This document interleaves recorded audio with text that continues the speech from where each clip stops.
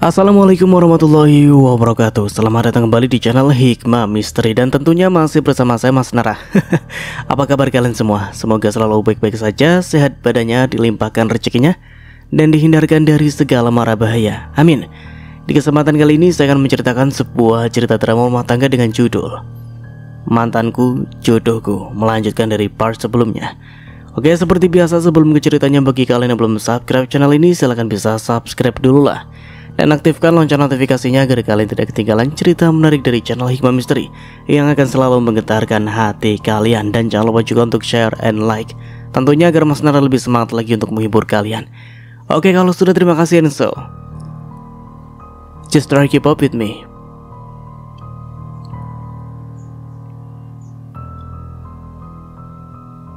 Apa sih teriak-teriak? Berisik. Ada Kunti, jawabku dengan nafas yang tersengal-sengal. Bukannya takut, pria itu justru tertawa. Aku yang tadinya takut berubah senang melihat Andra tertawa. Kalau kamu lebih manis saat tertawa, kenapa harus jutek dan ngeselin sih? Aku membatin. Ada rasa yang tak bisa dijelaskan.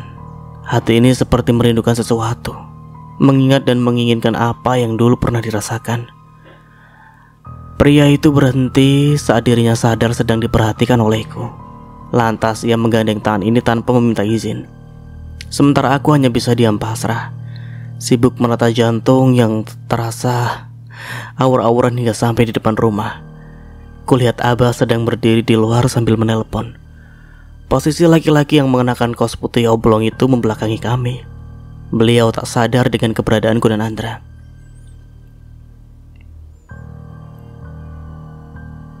Terima kasih, Pak, sudah mau menjadikan putri saya sebagai calon menantu keluarga Bapak. Saya nggak tahu apa yang jadinya kalau tidak ada Pak Hartawan. Jika bukan karena Bapak, entah yang terjadi. Aku mematung mendengarkan apa yang baru saja diucapkan Abah.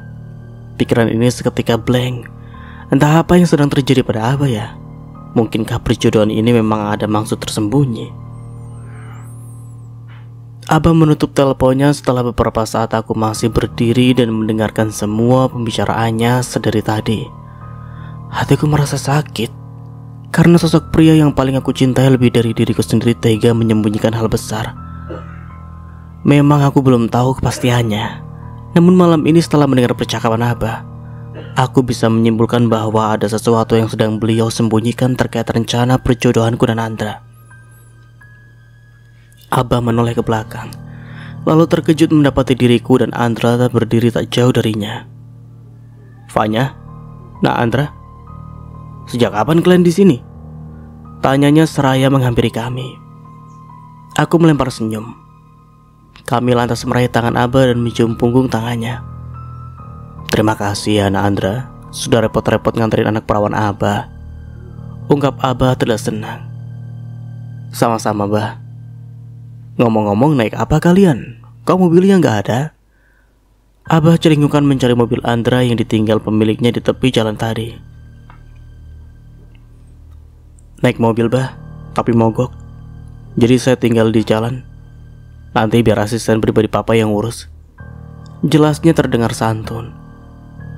Udah, kamu pulang aja, udah malam. Titahku kepada laki-laki yang sudah mengantarkanku pulang. Seketika ia mendelik, tangannya mengepal ke arahku yang seketika aku balas dengan menjulurkan lidah. Seketika Abah mencolek lenganku. Gak sopan. Masa sih baru datang suruh pulang? Katanya. Masuk dulu, nak Andra, mari ngopi-ngopi sebentar. Lanjutnya tanpa sungkan Abah mengajak Andra masuk ke rumah tanpa mengajak anak gadisnya ini. Astagfirullah. Aku hanya bisa mendengus sebal. Bapak sendiri lebih memilih mengajak orang lain ketimbang anaknya sendiri. Sialan. Mereka sudah hilang di balik pintu berwarna hitam itu. Sementara diriku masih utuh berdiri di teras rumah, dikerumuni nyamuk tak berkeperi binataan. Beraninya keroyokan. Keduanya sedang asik mengobrol layaknya teman lama. Abah menyuruhku bergabung meski badan dan mataku terasa ingin secepatnya tidur. Namun obrolan mereka tak kunjung selesai. Yang dibahas pertandingan bola, tapi ngobrolnya tak kalah berisik kayak emak-emak yang kalau pagi ngebahas tayangan Aldebaran malam harinya. Ya elah, apalah diriku yang tak suka menonton TV. Aku lebih suka mendengarkan musik, suka rebahan, dan suka kamu. Bah, panggilku. Jawabnya sembari mengambil cangkir berisi kopi yang tinggal separuh, lantas meneguknya penuh kenikmatan. Abah punya rahasia ya? Praktis Abah tersedak saat aku melempar pertanyaan itu. Tadinya aku akan bicarakan soal ini besok, tapi rasanya hatiku sudah tak sabar mendengar penjelasan darinya. Aku baru mau pergi mengambilkan air putih ke dapur, tetapi Abah menahannya. Sudah gak apa-apa, duduk aja, pintanya. Aku pun kembali duduk, suasana berubah senyap. Hanya terdengar suara jarum jam yang terus bergerak meninggalkan waktu.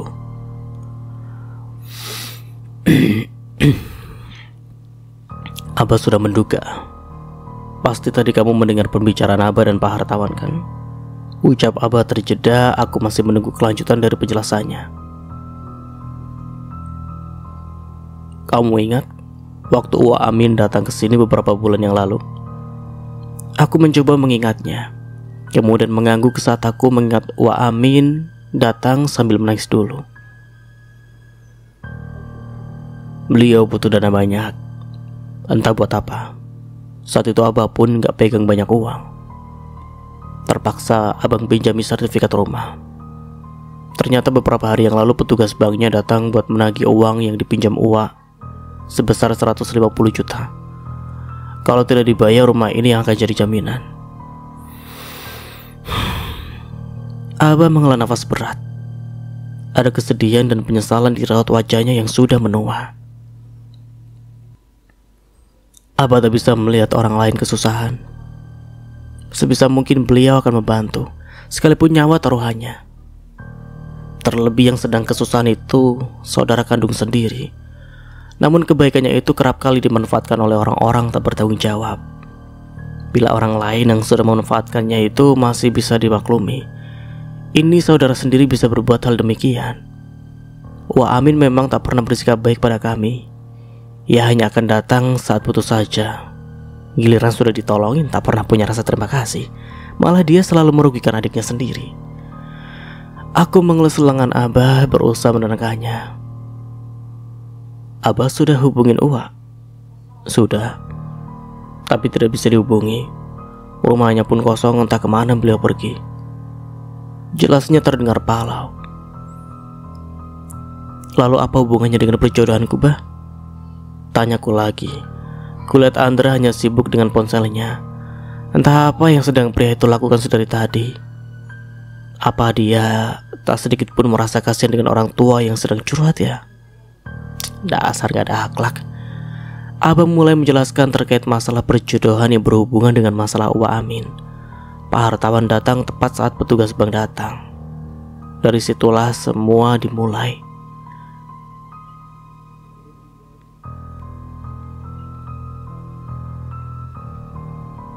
Abah yang tak bisa membayar jaminan rumah ini. Mobil bekas pun harganya paling tak seberapa. Terlebih Abah harus memutar otak membayar sewa kios setiap bulannya. Alhasil, Pak Hartawan menawarkan bantuannya. Abah sempat menolak merasa tak enak. Namun Pak Hartawan memaksa. Hingga akhirnya dia memberi pilihan untuk menjadikan diriku sebagai menantunya agar Abah tak lagi merasa berhutang budi karena sudah menjadi keluarga. Aku hanya bisa tersenyum kecut mencerna alasan Pak Hartawan. Rasanya sih tak masuk akal. Entah sebenarnya siapa yang sedang diuntungkan dalam hal ini. Ini konyol atau Pak Hartawan yang terlalu baik. Yang jelas-jelas akulah yang paling diuntungkan, berada di tengah-tengah dua keluarga yang sangat baik. Aku belajar satu hal. Hubungan baik bisa dimulai dari hal baik yang sudah kita lakukan di masa lalu, tanpa memandang kasta dan status sosial. Pak Hartawan begitu tulus menerima kami. Jika alasan lain Pak Hartawan menjadikan kami keluarga karena kebaikan Abah, ini lebih dari sekedar balas budi. Iya, ini terlalu berlebihan. Tapi kalau di antara kalian keberatan dengan perjodohan ini, Abah bisa membatalkan, mumpung belum terlaksana. Ujar bapak dua anak itu seketika aku dan Andra saling pandang. menimbang semua yang akan kami putuskan. Aku tak tahu harus menjawab apa ya, mengambil keputusan apa untuk masa depanku. Di satu sisi ada dua orang tua baik yang punya niat baik. Di sisi lain ada aku yang gengsi dengan status mantan. Aduh Gusti, inikah caramu membuatku menelan ludah sendiri? Apa yang akan terjadi dengan prinsipku yang dengan susah payah aku bangun ya? Haruskah aku menikah dengan mantan? Jadi judulnya mantanku jodohku. Istighfar 7 hari 7 malam nih. Judulnya saja sudah seperti judul FTV. Alay garis miring lebay garis miring jijai bin gelai. Fiksi kamu seratu Fanya Agustina akan di-upgrade. Gak apa-apa kok bah, saya sudah tahu masalah ini kok. Jadi sudah siap dari awal. Jawab Andra tegas dan mantap. Percaya tak percaya sih aku melongo mendengar jawaban pria yang duduk di seberangku. Ini demi Alex sih. Benarkah yang diucapkan si kera itu? Yakin sekali jawabannya. Padahal baru beberapa menit yang lalu dia menganggapku tulang rusuk rentalan. Apa sekarang dia juga mengupgrade status kamusnya? Judulnya jadi mantanku tulang rusukku. Seketika itu aku pun menyetujui serta menyanggupi perjodohan ini. Meski aku tak pernah tahu kedepannya apakah akan seperti apa, berbuah manis atau justru asam manis. Yang penting jangan asam lambung lah. Perih. Maaf bah, saya pamit pulang. Pak Agus sudah menunggu di depan. Ucap Andra seraya bangkit dan mencium tangan Abah. Oh alah, silakan Nak Andra. Sekali lagi terima kasih sudah mengantarkan Fanya dan mau ngobrol sama calon mertua. Balas Abah begitu membagongkan. Alisnya naik turun antara menggoda kami dan menyenangkan diri sendiri. Angel, wes angel. Andra, panggilku saat di depan teras. Aku mengantaranya. Iya, aku mengantaranya ke depan karena Abah yang meminta. Apa? Pria itu menoleh ke samping lalu berbalik menghadapiku dengan ekspresi dinginnya. Kenapa kamu mau menerima perjodohan ini? Tanyaku seraya melipat kedua tangan ini ke dada. Jangan seneng dulu deh. Aku ngelakuin ini karena menghormati permintaan orang tuaku aja. Gak lebih. Jawabnya santai tapi cukup menusuk. Kenapa menusuk? Bukankah aku juga melakukan ini demi Abah? Aku sudah ikhlas melepas jombloku untuk mantan. Ya biarlah ini menjadi takdirku. Takdir Allah yang sudah digariskan untukku. Siapa yang GR? Kamu kali yang GR. Baru juga ditanyain begitu sudah keringetan. Gimana kalau malam pertama? Balasku ngasal. Seketika matanya melotot dengan ekspresi wajah yang tak bisa dijelaskan. Dalam hati aku tertawa geli sih. Jangankan dia ya, aku saja gak kuat buat ngebayangin. Ya maksudnya buka kado yang sudah pasti banyak banget kan. Kayak waktu anniversary Pak Hartawan dan Tante Liana. Ya semoga saja tidak ada permen sugus 2 biji di antara kadoku nanti. Gak usah ngelantur ya. Siapa juga yang mau malam-malam. Sudahlah, aku mau pulang. Ucapnya terdengar aneh. Ya lantas berjalan cepat dan masuk ke mobil. Kenapa itu orang kesambet apa? Aku menggedikan bahu tak tahu dengan sikap laki-laki yang akan menjadi imam rentalanku. Ya begitulah. Seminggu penuh kami mempersiapkan acara pernikahanku dan Andra. Semakin hari hatiku semakin tak tenang. Ada rasa ragu dan tak nyaman. Nah, bagaimana mungkin sebuah pernikahan terjalin tanpa ada ikatan cinta ya? Pernikahan itu saling mencintai. Kalau saling sikut namanya saingan. Bukan pernikahan seperti yang ini yang aku impikan. Bersanding dengan laki-laki yang aku cintai lah, yang aku harapkan. Laki-laki yang juga mencintaiku dan keluarga dengan tulus, yang mampu membimbingku ke jalan yang lurus untuk diriku yang suka belok-belok tanpa rating. Sekalinya kasih rating kanan, beloknya kiri. Ya ampun. Mungkin aku dan Andra sudah saling mengenal dari segi sifat dan karakter. Bahkan kami pernah saling mencinta. Meski sudah sangat jauh terlewatkan, namun apa mungkin rasa itu akan kembali setelah sekian lama? Dan bagaimana aku memulainya? Sementara kami dipertemukan kembali setelah sebuah perpisahan yang mungkin meninggalkan rasa sakit. Tiba-tiba aku membongkar sebuah kotak di mana tersimpan banyak kenangan di masa lalu. Foto-foto dan barang berkesan dulu bersama Andra. Aku mengamati foto berdua kami satu persatu yang diambil dari ponsel jadul. Lalu kami print dan menyimpannya di dompet. Melihat dan mengingat itu rasanya aku mual. Betapa kami sangat imut dan cerumut di zamannya. Kemudian aku mengambil sebuah kertas yang sudah sangat lusuh. Kubuka lipatannya dan seketika tertawa membaca tulisan di sana. Senyummu bagai pelangi yang mampu menghilangkan badai dalam hatiku. Suaramu bagai lagu-lagu India yang mampu menghanyutkan rasaku. Dan candamu bagai candu yang mampu membuatku hilang ingatan. Ya, seperti itulah bunyi puisi yang dibuat si kera yang mampu membuatku tak selera makan. Ya ampun, alainya gak ada obat lah pokoknya. Overdosis stadium akhir. Ya anehnya, aku dulu klepek-klepek setelah beberapa kali kutolak. Ya, dari sekian banyak puisi yang ia kirim, hanya ini yang lumayan mual. Lainnya sih bengek. Tepatnya saat itu aku kelas 10 IPA dan Andra kelas 11 IPS. Kami dipertemukan saat MOS. Awalnya sih aku biasa saja menanggapi kakak kelasku itu, bahkan selalu menghindar. Namun lama-lama kelamaan dia semakin aktif menggodaku, memberi perhatian kecil, bahkan selalu menolongku dari hukuman yang dibuat kakak kelas lainnya. Biasanya cinta itu tumbuh dari mata turun ke hati. Kalau aku tumbuh dari mata turun ke lambung. Bawahnya pengen muntah terus setiap kali berada di dekatnya. Namun aku sadar yang tampan dan kaya kalah dengan yang nyaman. Padahal kalau cuma nyaman sih spring bed juga bisa kan ya. Berita hubungan kami bak artis papan tulis yang lagi naik daun selalu jadi gosip dan buah bibir seantero sekolah. Kami tak menggubris setiap kata-kata cie-cie yang dilontarkan anak-anak lain saat kami duduk bersama, jalan bersama, dan makan bersama di kantin sekolah.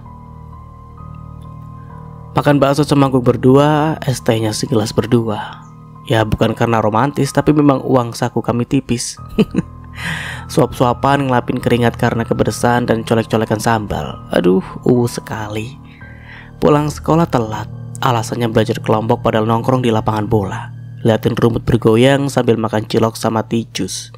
Pulangnya SMS non-stop sampai mau tidur. Tengah malam teleponan di bawah bantal sampai mau subuh. Takut ketahuan emak. Ya, keromantisan zaman old itu sangat legend ya. Ada manis-manisnya, ada asamnya, dan ada pahit-pahitnya juga. Semua itu berlalu dengan indah, sangat indah. Hingga pada suatu pagi kami berangkat sekolah bersama. Saat itu masih sepi. Sengaja datang lebih cepat supaya tidak ada mulut-mulut yang suka goreng-goreng isu dan gosip. Dra, sepertinya aku kedatangan tamu, ucapku lirih, lantas berlari ke toilet. Bisa ku dengar Andra ikut berlari mengejarku. Kamu ngapain ikut ke sini sih? Tanyaku kesal saat sudah masuk ke toilet dan bersiap menutupnya. Kamu yang ngapain ke sini? Katanya kedatangan tamu malah ke toilet. Jawab Andra malah balik bertanya. Seketika aku menepuk jidat berkali-kali memohon ampun atas kepolosan kekasihku yang hitam tapi gak ada manis-manisnya. Udahlah, kamu gak akan tahu ini urusan wanita, balasku sambil menutup pintu kamar mandi. Lalu membuka tas mencari benda yang sedang aku butuhkan. Namun sialnya aku tak membawa benda itu. Biasanya selalu ada persiapan satu buah untuk keadaan darurat seperti ini. Aduh, gimana ini? Aku harus minta tolong siapa? Masa sama Andra sih? Vanya, kamu gak apa-apa kan? Tamunya sudah pulang belum? Teriaknya dari luar. OMG, seketika kepalaku pusing. Pertanyaan macam apa ini? Lagian ngapain sih dia masih ada di luar? Aku membuka pintu sedikit menyembulkan kepala keluar. Aku boleh minta tolong gak? Boleh, kenapa? Usir tamu kamu? Jawabnya begitu polos. Bukan, beliin pembalut, bisikku saat dirasa tidak ada orang lain di sana. Aku merasa tak enak dan risih. Iya, tapi mau bagaimana lagi ya? Daripada keburu banjir. Apa? Pembalut? Apaan? Astagfirullah, pembalut! Teriakku saking kesalnya. Seketika dia mengangguk polan. Pokoknya bilang saja sama penjualnya, pasti paham kok. Ditaku agar Andra tak terus menanyakan bagaimana cara membelinya. Tunggu. Sergaku saat Andra akan pergi. Yang ada sayapnya ya, ucapku hati-hati. Ia sedikit mengernyitkan dahi.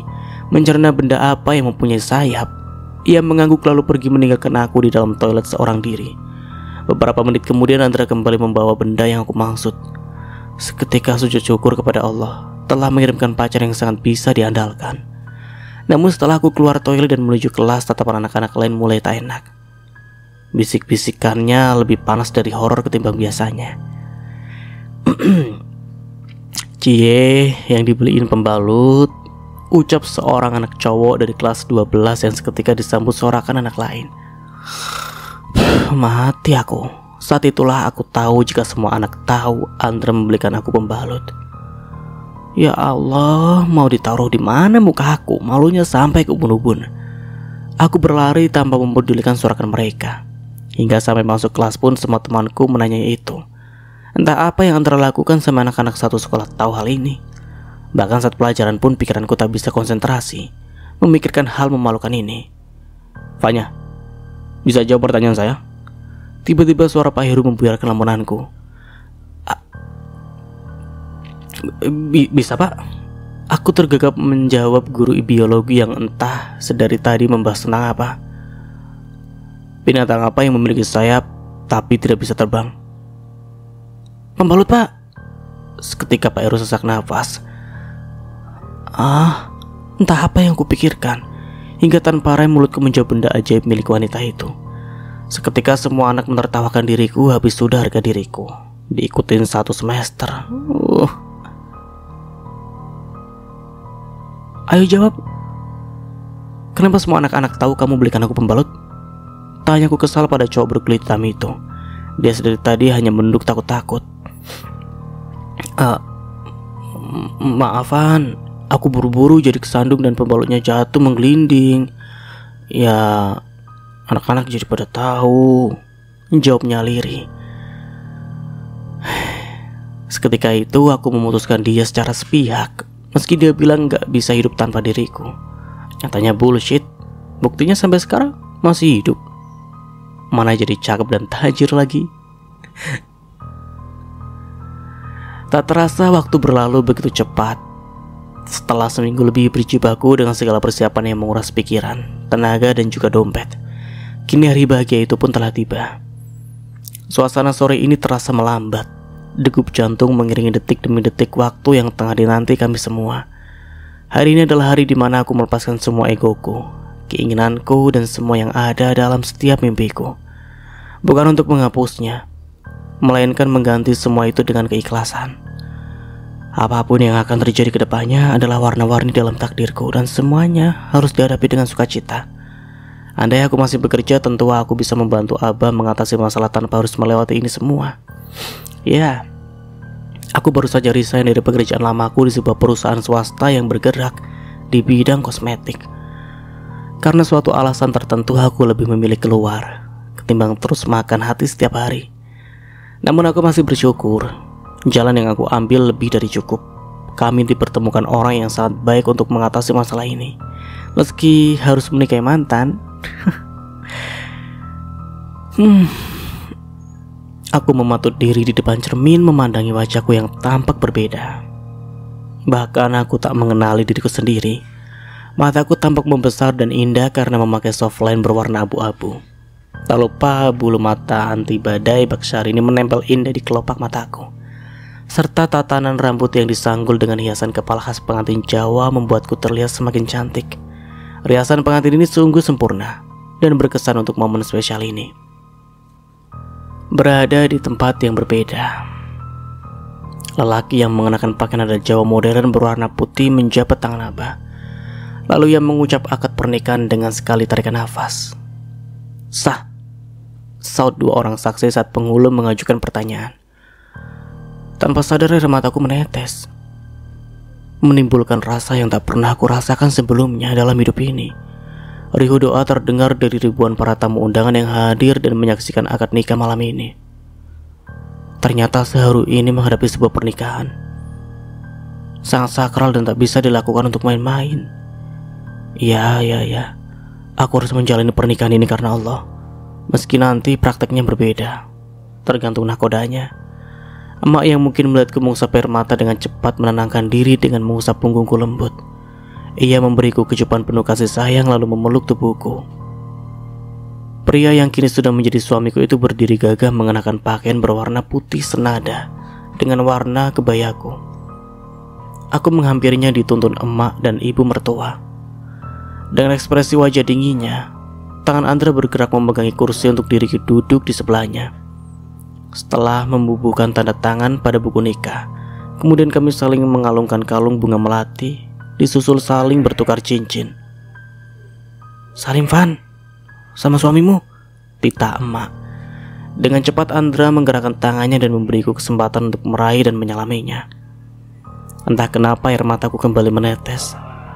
Tubuhku terasa merinding saat mencium punggung tangan suamiku. Kami saling berhadapan sebagai sepasang pengantin sekaligus suami istri.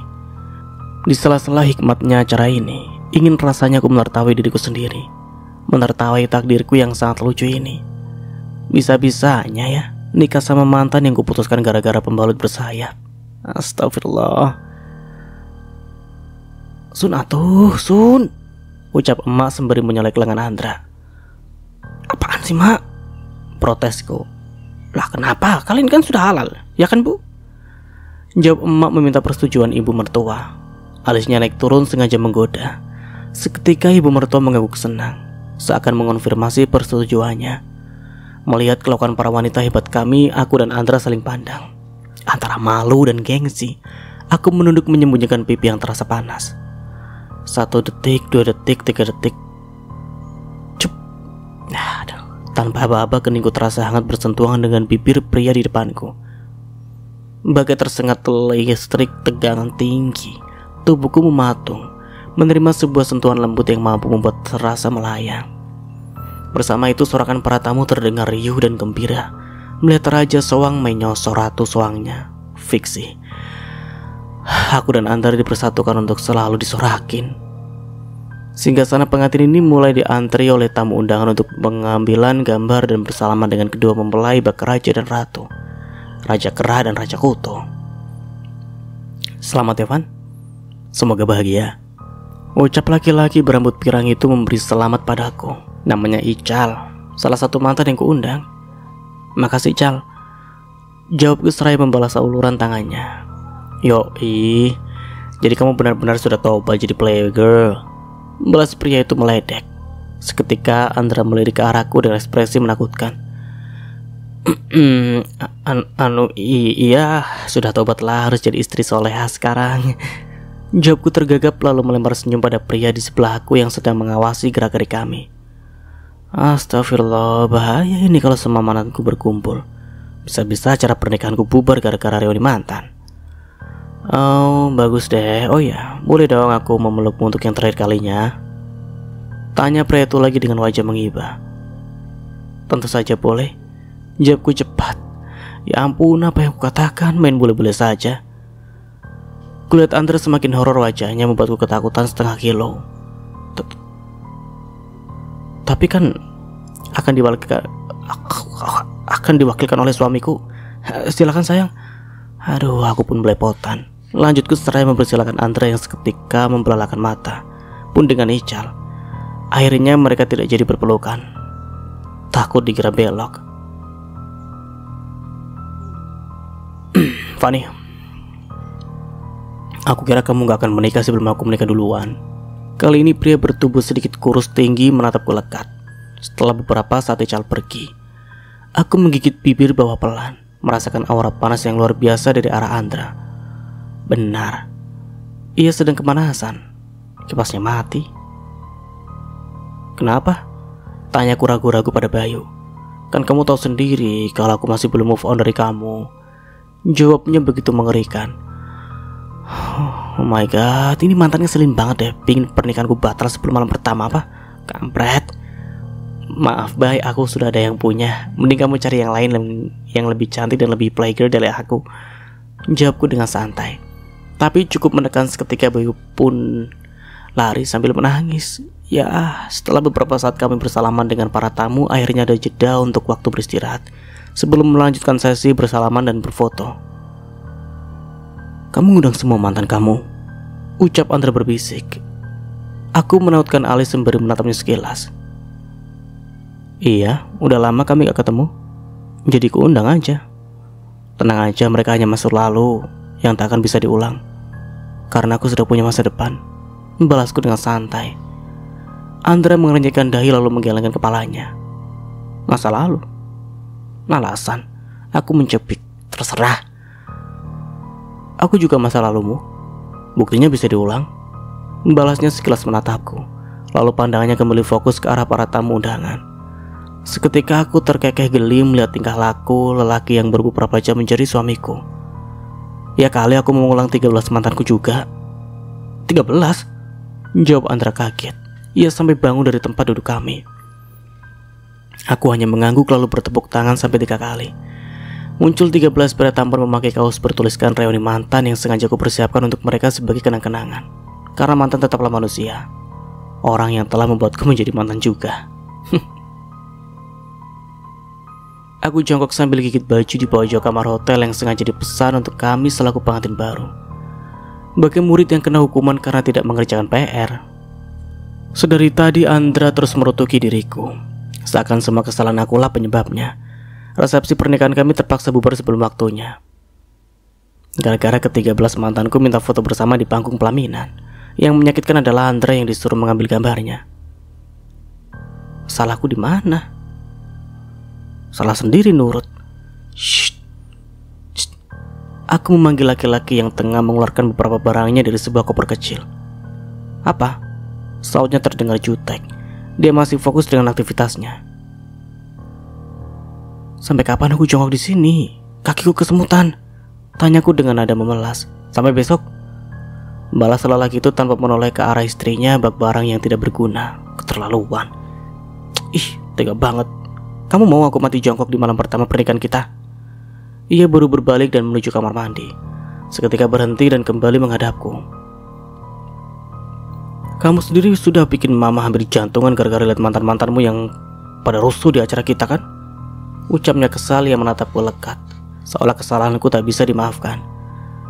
Iya, mama pingsan melihat ke-13 mantanku berjejer di panggung pelaminan bersamaku saat berfoto. Terlebih saat membaca tulisan keren yang ada di kaos mereka. Seketika mama pingsan. Alhasil para mantanku saling menyalahkan, saling sikut, dan saling dorong hingga panggung pelaminan hampir roboh. Alamak. Maaf, jawabku lirih. Bukannya menjawab, Andra pergi melanjutkan ke kamar mandi. Kini apa yang bisa aku harapkan di malam pertama pernikahannya? Jangankan buka-bukaan kado, buka-bukaan baju pun tidak. Karena baru esok hari kemungkinan aku mengganti gaun pengantin yang masih melekat di tubuhku.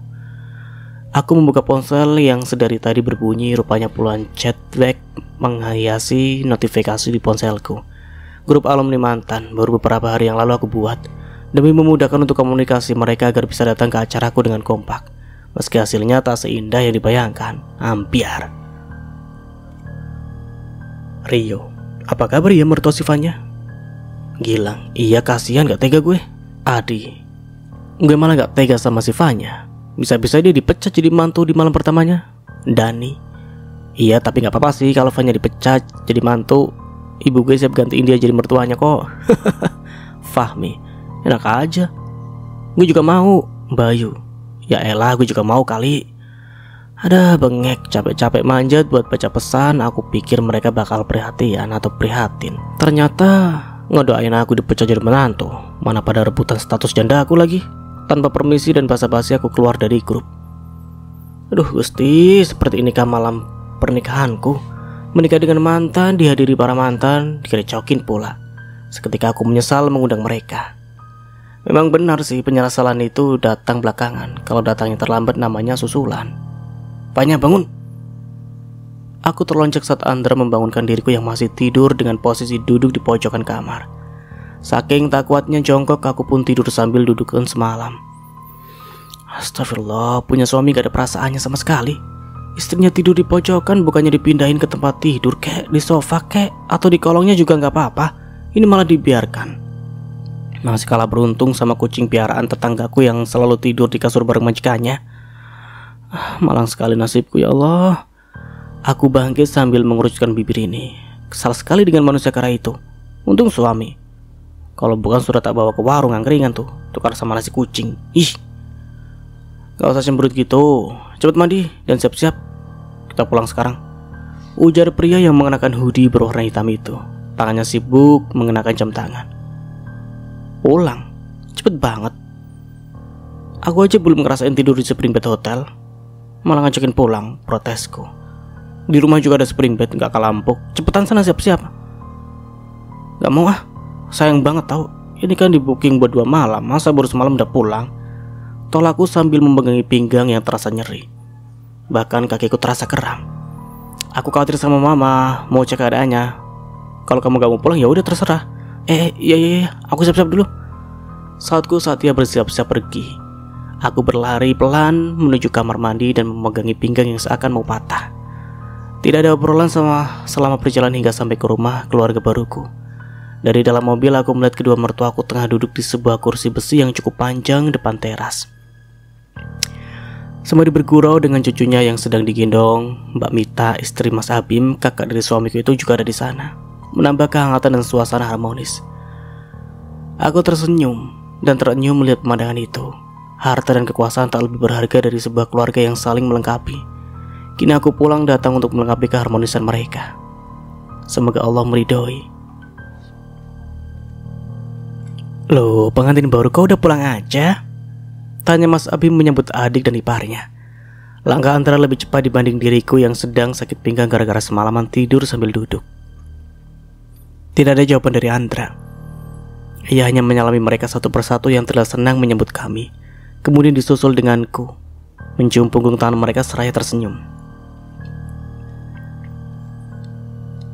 Gimana keadaan mama? Udah periksa ke dokter belum? Aku khawatir banget, makanya buru-buru pulang, ujar Andra terdengar khawatir. Gak apa-apa, mama cuma kecapean dan sedikit shock aja lihat mantan-mantan Fanya. Jawab mama sedikit tertawa sambil mengelus lengan putranya. Aku yang malu mendengar itu hanya bisa tersenyum. Fanya kenapa? Kok tadi jalannya kayak kesakitan gitu, sakit pinggang?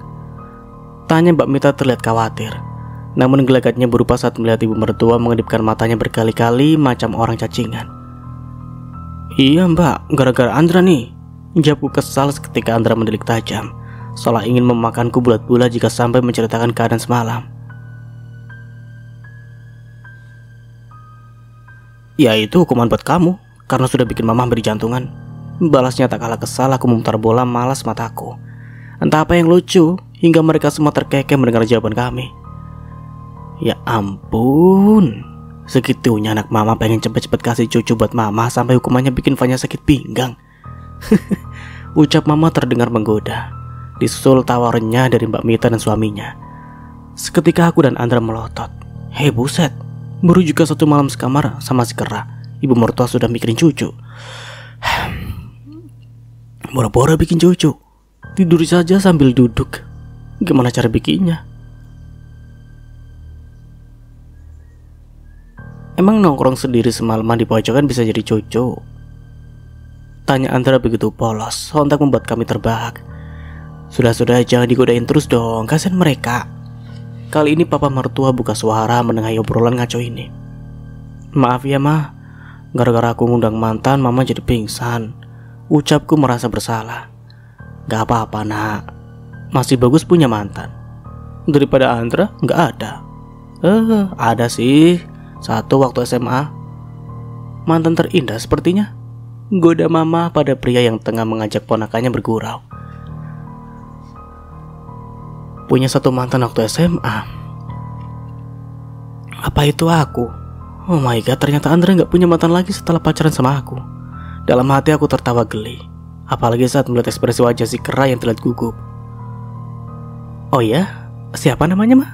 Tanyaku kura-kura dalam perahu alias pura-pura tidak tahu. Mama gak tahu namanya. Udah yuk, kita masuk. Ajak mama seketika kami semua masuk. Aku dan Andra sekilas saling menatap. Ada desiran aneh yang mencoba masuk di dalam sana. Matanya pun mengisyaratkan ada sesuatu yang ingin ia sampaikan. Ya entah apa sih. Di dalam kamar aku sibuk mengamati gerak-gerik Andra, semakin ia menghindar semakin terlihat gugup. Entah kenapa aku menyukai ini dan ingin terus menggodanya. Dasar Kera. Kamu kenapa sih? Dari tadi liatin aku terus. Gak ada kerjaan? Ke dapur kek, nyapu kek, apalah terserah. Rutuknya semakin menggemaskan. Jadi, kamu beneran gak bisa hidup tanpa aku? Tanpa ragu aku menanyakan itu padanya.